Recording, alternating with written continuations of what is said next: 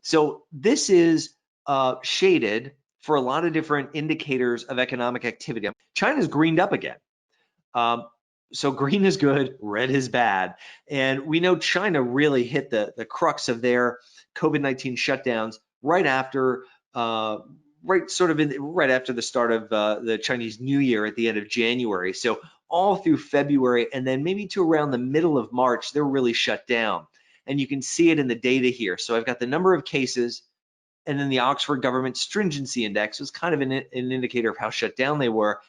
And then you've got some indicators for the economy, weekly indicators that I can independently verify from data outside China. So the first one's air pollution in Shanghai, which is being measured by the US consulate in Shanghai using an EPA test. And you can take a look at where that really fell the most, meaning manufacturing was shut down the most, was there in February all the way through to early March. That's come back pretty well. Weekend box office is next. Like, how willing are people to gather together for entertainment? Cinemas have just started to reopen in China. In fact, they just reopened in Hong Kong 2 weeks ago, and those numbers are starting to pick up, but not yet in mainland China. We'll continue to keep an eye on that. No recovery yet, obviously. Then looking at people coming back to work.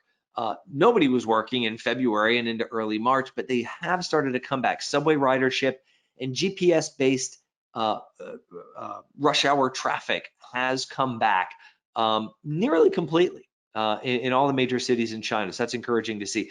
Car sales, car's a big ticket item. You've got to feel pretty confident about your personal financial situation, your job, etc., to really come back. And what you'll see here is now cars are, about 5% down from the sales pace they were at a year ago. But this is not bad. This is what a V-shaped recovery looks like. I don't know how sustainable it is. I don't know how representative it is for what we're going to see in other countries. But China was the first in and the first out. Let's compare it to a few other countries. If we go ahead one, we can take a look at what's happening in Germany. Obviously, the shutdown took place a lot later in Europe than it did in Asia. So you get a lot of green, and then you don't really get to the red until you get to late March and early April. I think it's really important to watch this on a real-time basis, and things have started to get a little greener. In fact, we've got real improvement here in commuter traffic, people coming back to work. We did get a little bit of a setback there in air pollution. I know we don't want to cheer air pollution, but it is, Germany's a big manufacturer, and when we do see, particularly around the bigger cities, their air pollution pick up, it is a sign they're back online. So a little bit of a setback in the last week, but I understand there was some unusual air currents and weather that may have disturbed that data. We'll have to see.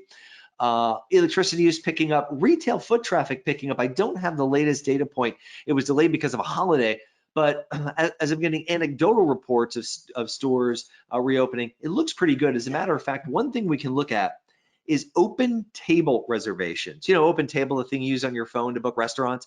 Well, we don't have data for every country, but we do have good data for Germany.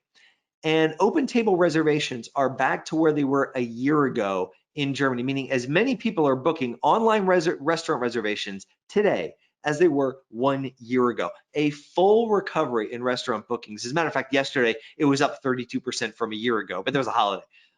So really seeing a recovery in consumer spending, even in areas like going to restaurants, which is pretty darn impressive. Now, I'll take that with a little bit of a grain of salt, because now I think with restaurants only able to operate at maybe 60% of capacity, they're requiring reservations as opposed to maybe a year ago where you could walk in. So it's not necessarily apples to apples, but very encouraging to see that turnaround.